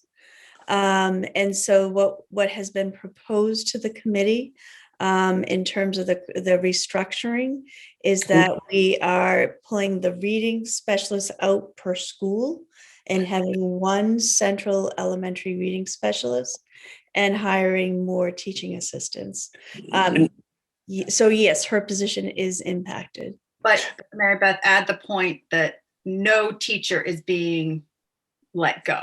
Right. No, So no, again, are we structuring because we have a need at the secondary level for reading specialists that we are not able to fund? And then one of those positions would flip-flop with whoever ends up being an instructional coach. And it has the additional benefit of having a single individual with a team of learning assistants that can be trained and deliver instruction across all of the elementary schools in a unified, consistent way, and at a very, very cost-efficient manner. I'm sorry, maybe I didn't ask the question correctly. I'm just trying to talk about the money that we are requesting on the SOA is for programs like the one Miss Castor Kane does, correct? Yes, that is a reading intervention program. So it's not a classroom program. Right. It's when you've identified students that are having difficulty learning to read, what is the structure that helps support them? So yes, that would be a good way of talking about it. Yeah, that's what I'm trying to do, is put a face on it, because Miss Castor Kane was absolutely amazing, and her intervention allowed my daughter to thrive. I mean, part of my daughter's problem was she's being raised in a bilingual household, so that naturally slows the progress of, they're slow in both languages and then they take off like a rocket. And that's what happened with my daughter, but thanks to Miss Castor Kane. And so whatever we can do to boost this program, and my daughter she's not on a 504 or an IEP, but she was identified by a program like this. And I don't think she fits into any category of a marginalized group, unless you want to call it a bilingual household. No, so I just wanted to put a face on this so people can understand that everybody, I guess the term all is works with all students, and then identify the students who need the most help, is the way I understand it. Tell me if I'm wrong. That is correct. That in a well built out system, you have what are called benchmarking assessments that you do 3 times a year that help you to identify those students that are struggling. You also look at where it is breaking down for them in terms of reading. It can be an issue of fluency, phonemic awareness, phonics, comprehension, vocabulary, and you target the intervention to the profile of the student. And that particular approach meets the needs of many students that are at risk. And what happens is, if you do not have that program in place, then those students that struggle leapfrog over to a more expensive special education program. There are certainly students that need the full special education services, but many students can get their needs met quicker and faster and less expensively in a tier 2 program. And that's what I understand what you're proposing here in your application for the SOA. That's correct. Thank you very much. Michelle Horgan, you have a chance. Thank you. Mary Beth, what Julia said about engagement and certain groups. Julie did CPAC. Have you given any thought to what other groups you might engage to get community feedback to help with this program? Yeah, I mean, again, I'm going to keep going back to the strategic plan, because that is the mechanism by which the community gives input. And one of the ways that this can be handled is to intentionally recruit families that have students that are in subgroups, to be sure that their voice is heard as the district identifies its 5-year goals. So I think that is the most efficient and powerful way for our families of subgroups to have that voice. Today, again, this was informed by the work that has already been done, is the CPAC work, is the work of the elementary literacy team, is the goal setting here at the district. And so there is certainly a place where we can target the families and get their feedback through the strategic planning process. So that's something certainly we can do. One of the things that we have to talk about is this position related to community engagement. And if that role were to go forward, that is a role that could also be really instrumental in reaching out to our parents of students that are struggling.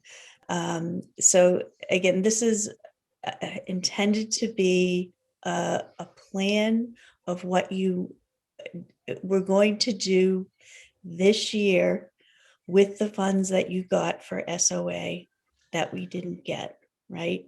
So what we're thinking about, so that's what this document is, right? But where the direction has been in both of these plans is related to early literacy.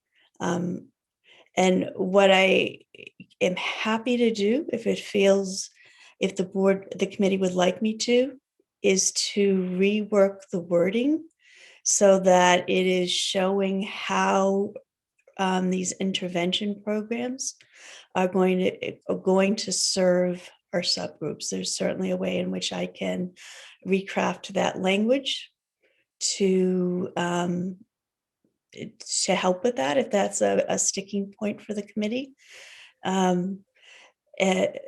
But that is where we are headed. That is what we have budgeted for next year. That was a priority and a goal of the committee. So it is reflected in next year's budget. So I just need some direction about where you would like to go. David, did you have something you wanted to say? You looked pensive, so I wasn't sure. I'm actually not liking the direction this conversation is taking.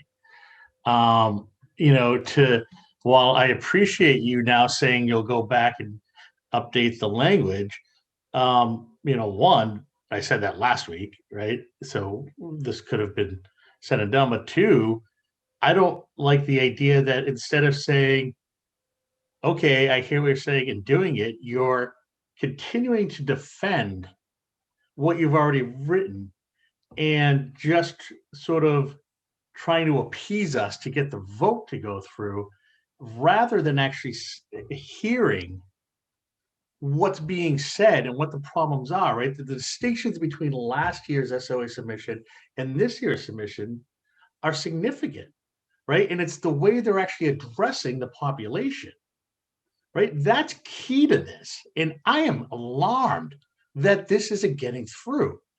The second part of this is this whole community engagement, right? The thought that you're not saying how we can, do these short-term smaller goals to improve community engagement, which is at dire critical levels right now. Critical levels.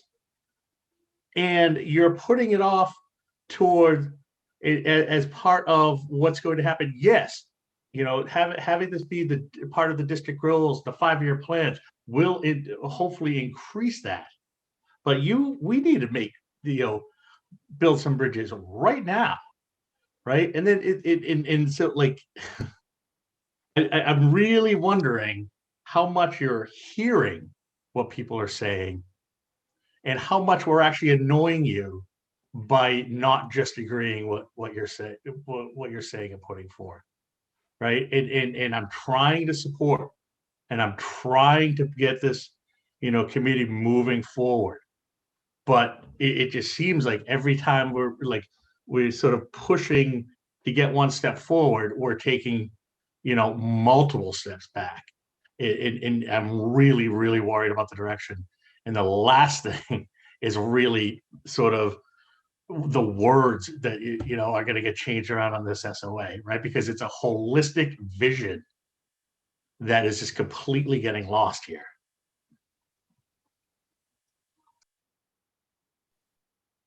So I guess we need to get sort of a sense of the committee. I have one group that I feel, and a group is a bad word. Let me just unmute myself permanently. Group is a bad word. I feel like I'm hearing from some people that there's no way they're going to vote for this plan. And I'm hearing from some people that they will vote for the plan because they understand that this is not a stone tablet, that this is an application. And when the money comes in, the decisions about how it will be spent will be made at, in that way. But I'm not getting a sense of, do we want to try and work on the plan that is here now, or do we just want to submit the old plan again?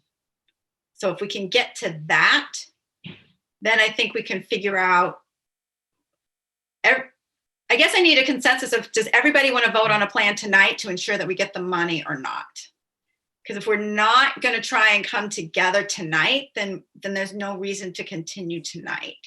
But Let's vote.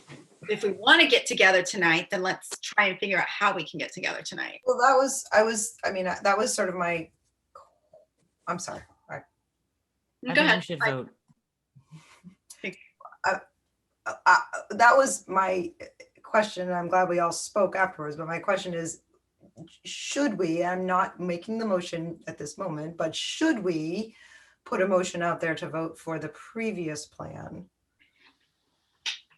I don't know, but what people are saying they want to vote, I'm not quite sure what they want to vote on. Right, that's what I don't understand. So why don't we go around and everybody can just say as a consensus, do you want to vote on the original plan from last year or the plan that's before us now? Like, where do we want to start our work? So let's. My only issue is that I don't have that plan, the old plan in front of me. So I don't know what I'd be voting for. Yep, I did email it, and so it's pretty handy, so I can pull it up if we need to put it on the screen. When did you send it? We had it. Pull that up, Michelle. We had it last week for last week's meeting. So the question is, do we want to vote for the old plan or this plan? Yeah, do we want to work on the old plan to get to the vote, or do we want to work on the new plan to get to the vote? So, how would you feel about that, Michelle? I'm being Switzerland here. I just want the money. I feel, and I'm being honest, I just want the money to move forward. So I'm gonna say, let's vote with the old plan that those in the committee last year were content with, and move forward with Mary Beth's wording or David? vision.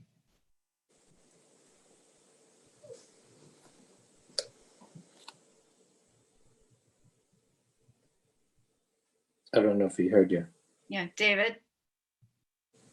So I think, Michelle, I hear you. It goes without saying that we want the money, right? But I also think that it's a bit tone deaf to even say, let's vote on last year's plan. While obviously it passed, that there's something inherently wrong with saying we can't figure it out this year, so we'll just do what we did last year. That's just, I'll just vote whatever it's put in front of me. I'll vote however I end up voting, depending on what it is. Anna? So I thought that was a really good point, Dana, about the last year's plan. So I had printed out and read it a lot. I guess before we even remotely go down that path, I have a couple really basic questions. So the sum total of all the positions that we're questions we're asking, the consensus is. I can't answer your question without asking a question about last year's plan because I wasn't part of the committee and I'm looking at it now. So And Dr. Kuchenberger isn't here to answer it. So- That's not my question. If you'd let me just ask the question, I think it might be clearer. Okay, so I looked at the plan, we've been talking, and I guess one of my concerns about simply readopting last year's plan, which I do agree much more effectively addresses the subgroups, the total allocation we're asking for from last year's plan is $281,137. We know that that is $120,000 more than we're slated to get. So I have a budget question. The other question I have is that the components of this plan were expanded classroom, right? It's a classroom teacher, it's 2 FTE preschool teaching assistants. That was part of it.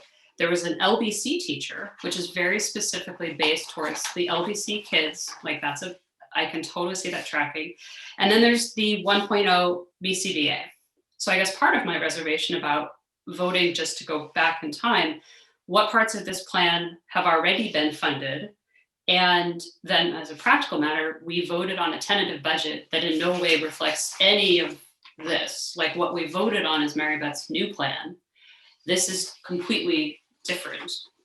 And there were, for example, no new LBC classrooms in the new budget. There is no new preschool teacher in the new budget. There's no preschool TAs in the budget.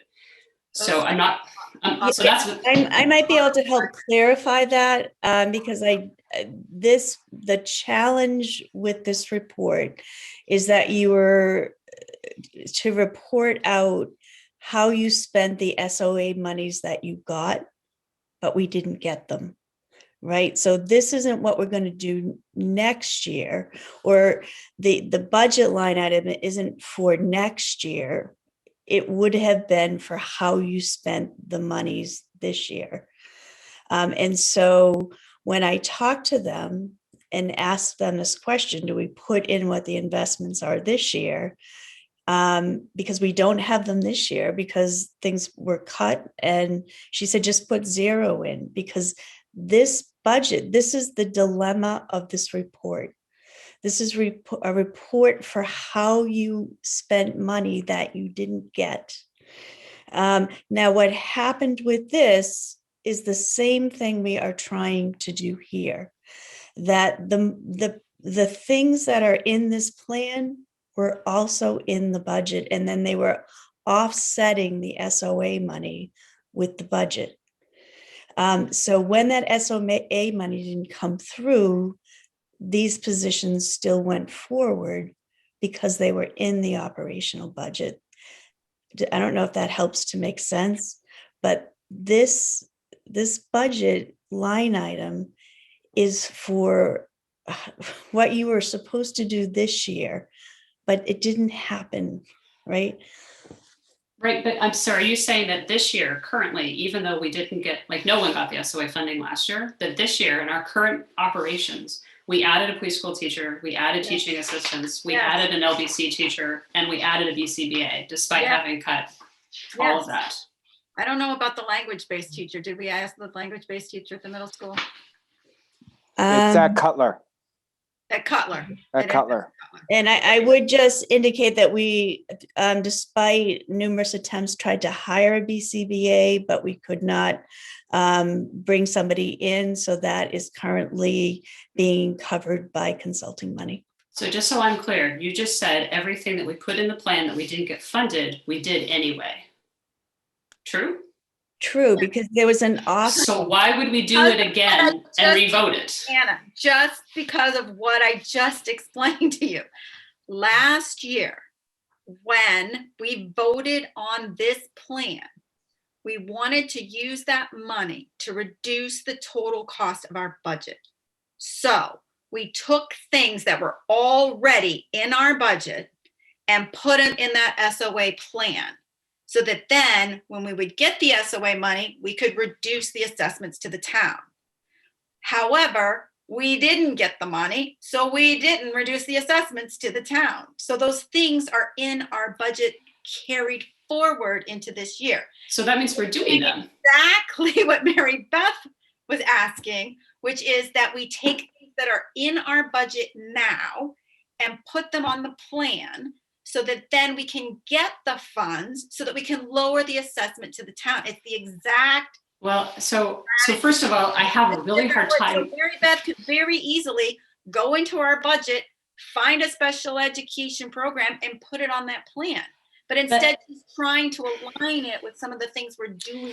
So respectfully, based on what you just said there, I'm even more uncomfortable because one, you're saying we're already doing something that now you're asking to resubmit a grant for work we're already doing, which in grant writing world is absolutely forbidden. And two, excuse me, and I'm not going to allow you to continue to derail this. Well, this is a vote. Do we want to put in an approved application to get $220,000 from the state, or do we want to argue about what should be in the paperwork, what dotted line should it be? Because ultimately, when the money comes in, Mary Beth gets to decide how to spend it anyway. That is not true. That's not how grants work. That's a perversion of the law to say we want the money and we're going to do something different with it. A grant. It's an entitlement grant, which means it comes in and you can spend it as needed. Then why do you have to be? Comes in and you can spend it as needed as long. No, that is so clearly not what the guidance indicates. The guidance is so clear that you have certain metrics you have to fulfill, engagement criteria. I'm not sure how many discussions we had with the commissioner's office this week about what this grant is about, but Mary Beth has had several.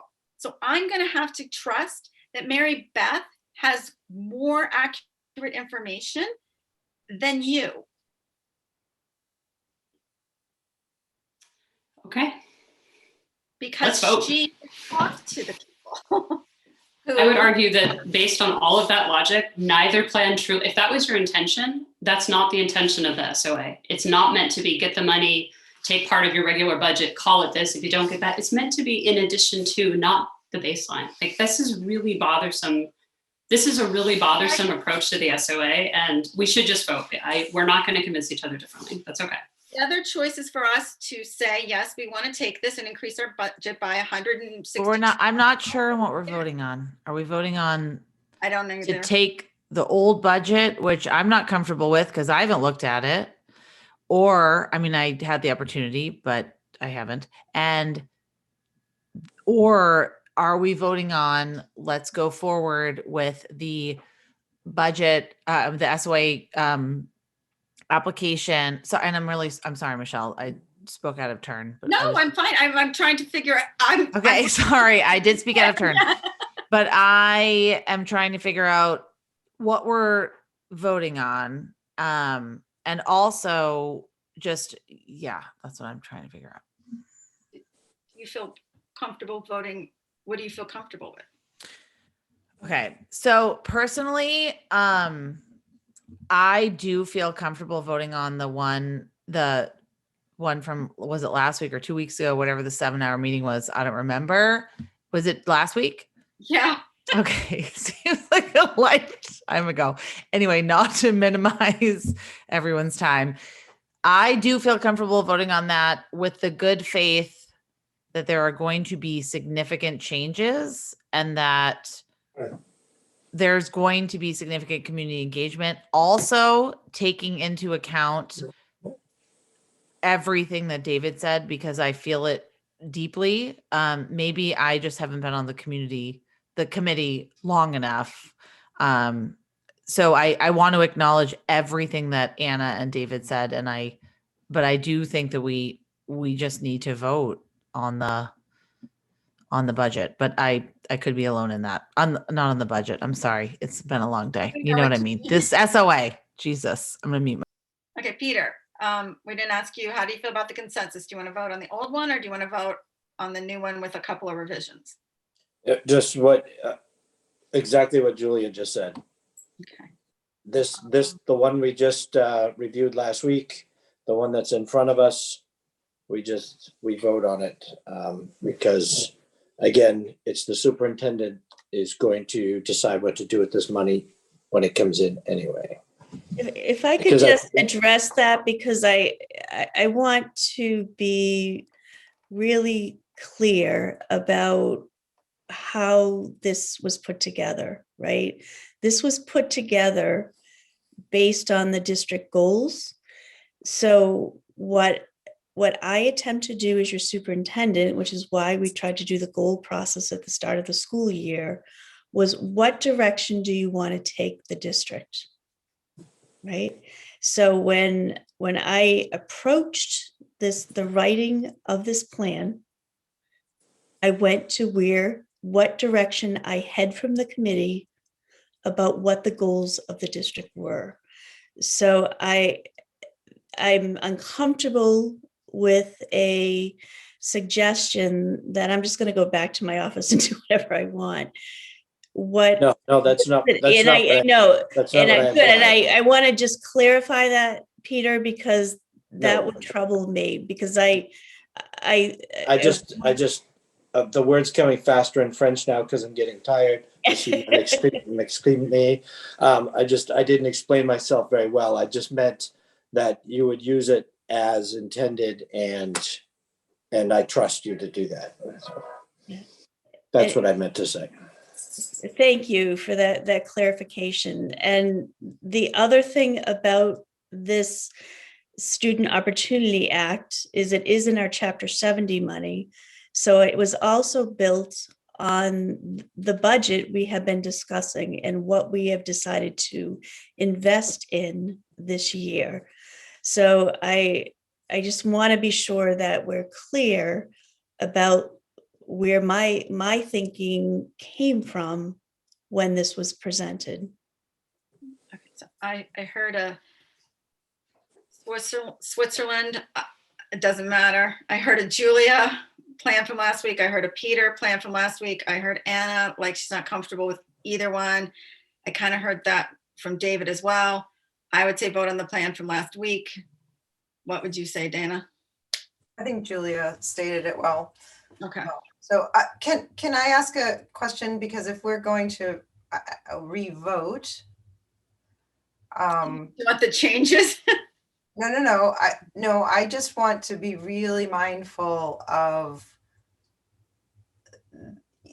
that. The committee did vote on this already. And so we do need to be mindful of, and I, Mary Beth did come back and re-present, which is, we had said we, tasked her to do some of that.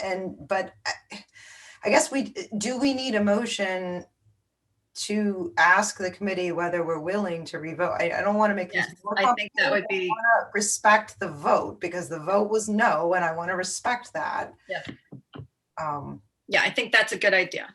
I do. I think there should be a motion to rescind the last vote. I think that's a good idea. And so that would be a majority vote since there was notice given that we were going to be voting on this again. So yeah, I do think we should have that motion. So someone should make that.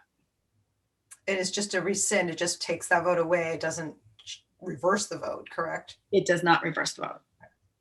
Are we ready? Mm-hmm. All right, so I move that we rescind the vote on the SOA as presented at last week's school committee meeting. Is there a second? Peter seconded that. Second, yeah. Peter seconded that. So do we want to debate the rescission? Doesn't look like Sounds scary. We'll vote. Dana? Yes. Julia? I'm voting to rescind the vote. Yeah. Yes. Michelle Horgan? Yes. David? No. Peter? Yes. Anna? No.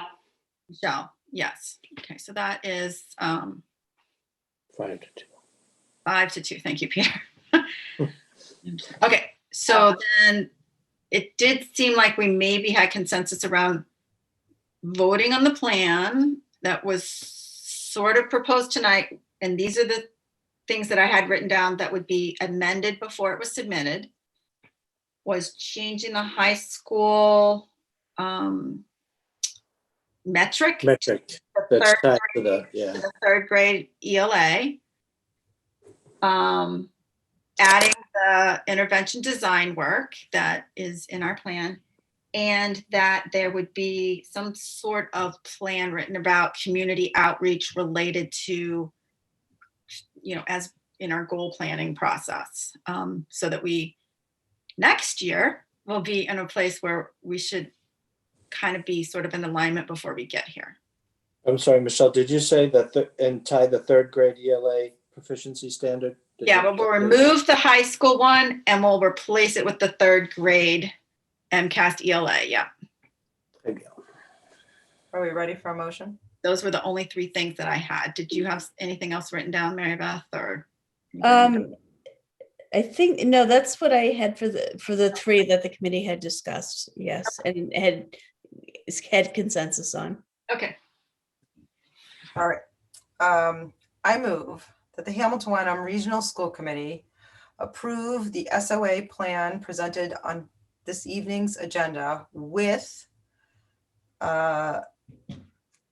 the expectation that edits will be made, including removing the high school graduation rate metric and replacing that with the third grade ELA metric.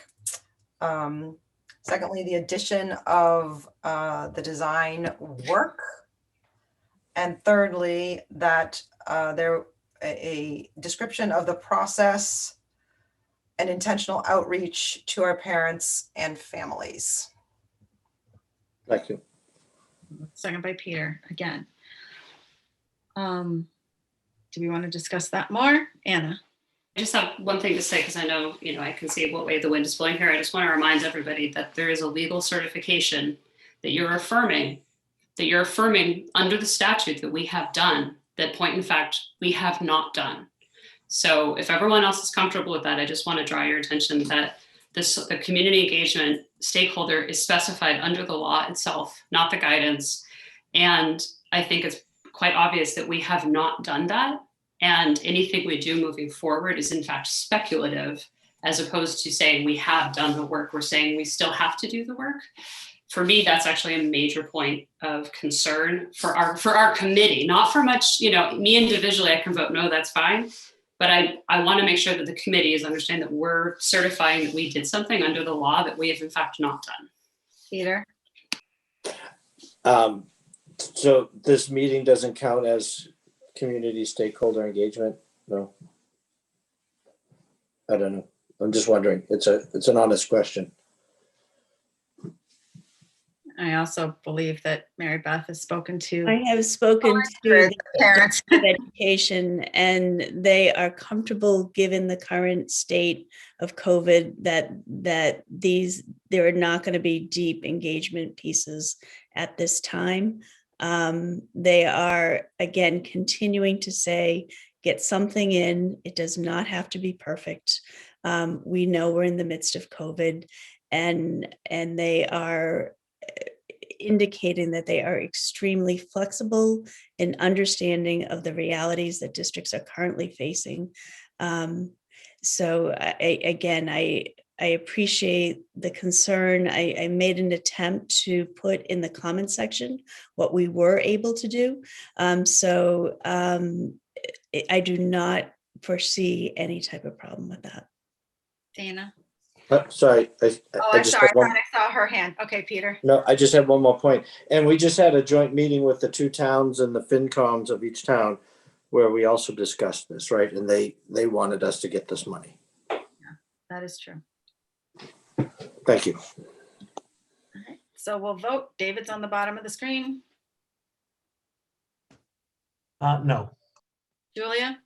Yes. Michelle? Yes. Peter? Yes. Anna? No. Dana? Yes. Michelle? Yes. So that's 5 to 2. So that is approved. There are other things on our agenda. Would you like to have them tonight, or would you like to have them next week? Next week. Tonight. Dana? I'm Switzerland on that one. Julia? Tonight. Sorry. Get it over with. How do you feel about that? Me? Yeah. You talking to me? I'd say yes, but ending at 10:30. So why don't you make a motion to adjourn at 10:30? Dana, I make a. I sorry. move that we proceed onward and adjourn at 10:30. is there a second for that? Second. Great, let's vote. Julia, you get to go first. Yes. Dana, Yes. Michelle, Yes. David, No. Peter, Yes. Anna, No. Michelle, yes, great. Okay, so here we go. Enrollment report. Where is the agenda anyway? I can't even find it. Way back, we've got enrollment report, kindergarten registration, and we've got like a consent agenda. Okay, let me just quickly share my screen. The enrollment report is really provided to you for information to try to give you those counts periodically throughout the school year. So that is there for your information, but I'm happy to take any questions related to that. That's in the superintendent's report. The other thing that I wanted to be sure to share with the committee, one of the things that is happening now is kind of that future focus into 21 and 22. And I wanted to update you, and it actually became somewhat of a preview in the earlier meeting around what we are doing for registrations, and just make you aware of some of the complexities associated with that this year. So in March, we'll be opening up kindergarten registration. In the past, families have brought their kindergarten packets to the central office or their schools to register students.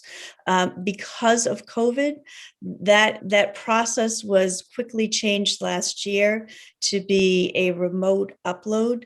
And one of the people in our office was overseeing that registration process. That same individual is going to be retiring in March, where that process occurs. So we are working, we've gotten our teams together to try to figure out how we are going to best do that. Given current circumstances, we believe that it's going to also need to be a virtual submission of the documents. That has tended to be a little bit more cumbersome, but our teams are working together to figure out how we launch this registration with the individual that has typically overseen that retiring. We're doing some cross training and all of those different pieces. The other question that we have, as you heard me state in the tri-board meeting, is that we are anticipating that we will have a fair number of families coming back from homeschool and private school. So we are planning to offer a returning student registration piece later in the month of March, so that we can get a good sense of our enrollment for the next school year. It has been crazy in terms of trying to predict where all these numbers are going to land. But those two processes in March should get us closer to a real enrollment count for the 21-22 school year. So I want to let you know that that's coming up. Lots of people working on the logistics of that. And we look forward to welcoming and inviting our kindergarten students into the district for next year. Will you have a date on that? We do, but I want to not get ahead of principal communications. I will tell you that will happen by mid-March. And there are two parts to that, just as a review for the committee. There is the kindergarten orientation, where families will be meeting with principals and they'll have an opportunity to hear about our kindergarten programs online. And then there is the kindergarten registration, which is where families will bring in all their paperwork. And for those of you that have registered kindergartners here, you know that there's a number of documents that have to be submitted, and being sure that we're supporting families in that process has been a topic of conversation with the team. Even if your kid went to the preschool here, you have to fill out all the forms and provide a whole new birth certificate. So be forewarned. Why don't does anybody have questions about the enrollment report? I mean, it's just kind of a month. Okay. Why don't we do the consent agenda, just because there's a whole bunch there that we can just knock off in one quick vote. So does anybody want to hold any of the items in the consent agenda, which include a whole bunch of warrants, the minutes of November 18th, December 9th, December 16th, December 17th, January 6th, and January 12th? Okay. I move that the Hamilton Wenham Regional School Committee approve the consent agenda as presented and no changes may be made. A second for that? Second. Ooh, that's a fast one. I'm going with Anna. All right. Dana, Yes. Julia, Yes. Michelle, Yes. David, Yes. Peter, Yes. Anna, Yes. Bill Bailey, yes, that's 7. Okay, so now we're back to committee reports, Capital Finance Planning Subcommittee. Have you met and are you We're meeting? meeting on the 22nd. Okay. Of February. Policy, did you meet? We haven't met since last meeting. We're meeting on March 4th.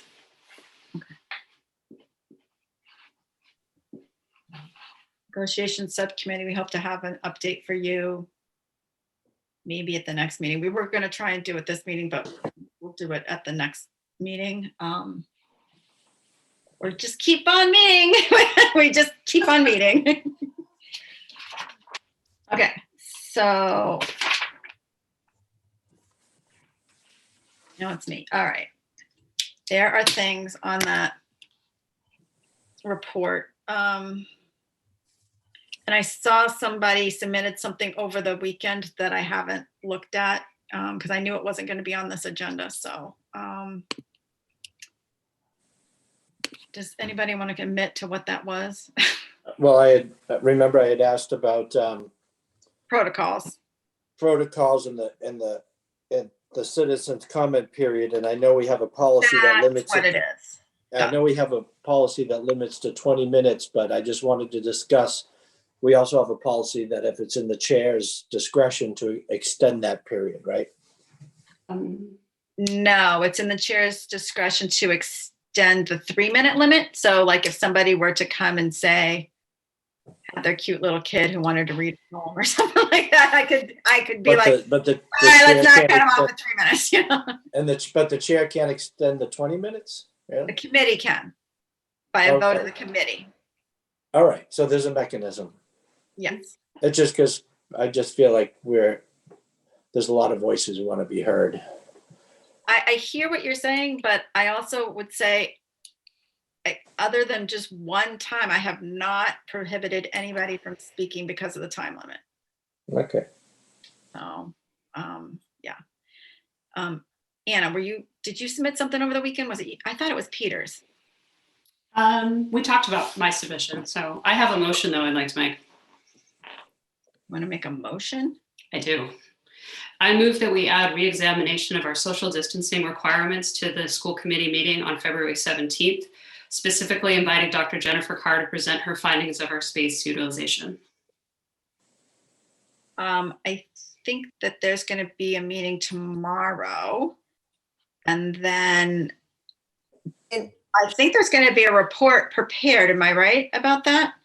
Yeah, we will prepare, to give our feedback to the committee around what we found. And then, so that is what we can do. If I know that's Well, we happening. I'd actually like Dr. Carr herself, and I've made a motion. Does anyone want to second it? I'll second it. Okay, so can you say it again? Yep. I wrote it down so I wouldn't mess it up. I move that we add re-examination of our social distancing requirements to the school committee meeting on February 17th, specifically inviting Dr. Jennifer Carr to present her findings of our space utilization. And could we add that? What I'd like to hear is that I know the leadership team is going to hear from the space analysis, and so they can make their own. I would like to hear the leadership's assessment of it as well. Yeah.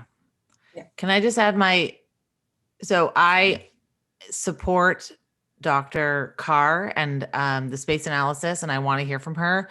I just am very wary of letting a general member of the public get onto our agenda. And, I mean, I don't want to say a special interest group, but they kind of are. Like, whether I agree with them or not, they're a special interest group.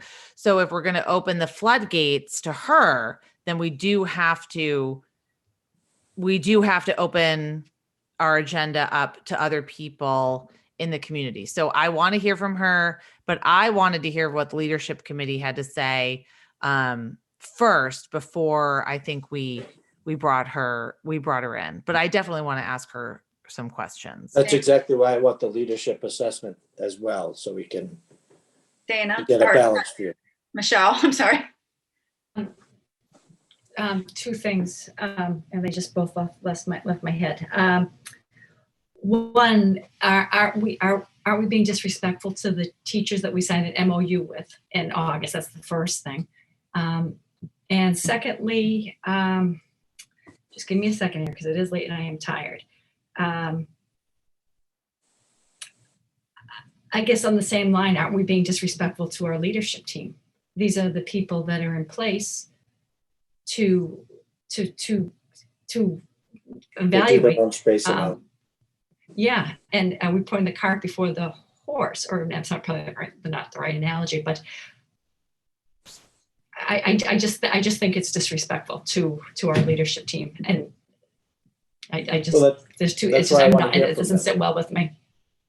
That's why I want to hear from them. Could we say something along the lines that we'll hear the report from the leadership team, but if there's additional information that Jen can But if provide? there's a motion, do we have to vote on it? Well, yeah, or amended or something of that nature. Yeah. Dana? So, I think everything I wanted to say has already been said. Okay. So why don't we, Anna? David hasn't spoken. David, go. Excuse me. I'm not stoked with the motion, but just because of some of the wording. But I think it's really important to, one, emphasize what Julia said, in that this is highly irregular to do something like this. In fact, I actually spoke about it and joked about it a little bit with Dr. Carr on the phone the other day. But we have to realize that, there's sort of this lack of communication, like we were talking about earlier, that got us to this point. And we as a school committee really need to put this to bed. And it's not going to go away until we actually allow, Dr. Carr to come in and speak. Now, tomorrow, I understand that tomorrow morning's meeting is going to be, viewable by the public. But I also know that because of Dr. Carr's schedule this week, that, she didn't have a lot of time. So it's going to be at 9 a.m., so it's not going to be really going to scratch that itch for a lot of people. But I think that needs to be, again, I think we as a community, as a school committee, need to be doing our job as community liaisons, right? And actually satisfying this need, because it ultimately falls on us that it has gotten to this point, right? And again, I'm going to stress that this is highly unusual, right? In that I'm not necessarily comfortable with allowing this to happen, like Julia said, because, then in terms of equity, you would have to do it for everyone else. But there's a huge groundswell against this district and against this committee right now, that if we continue to ignore it or try to placate it, is only going to blow up in our faces. I'd like to amend the motion. I would amend the motion to say that we would hear the leadership team's report and have Dr. Carr available to answer questions. Is there a second for that? Second. Second by Dana. So we can, So would she not present? correct. She wouldn't present unless there was some question by someone who required. And would her report be available? Oh, her report's available anyway. I know, but Well, But of course, Would it be would made be- an yeah, we exhibit? can make it an, what do you call that? An exhibit? We yeah, can make it an exhibit. Sure. All right, so we have a motion. It's been seconded. Did you want to say something it's about it, it's Dana? 10:24. Let's vote on the amendment. Okay, let's vote on the amendment. well, I do have one other thing I want to say, but Dana, Yes. Julia, Yes. Michelle, Yes. David, No. Peter, Yes. Anna, no. Michelle, yes.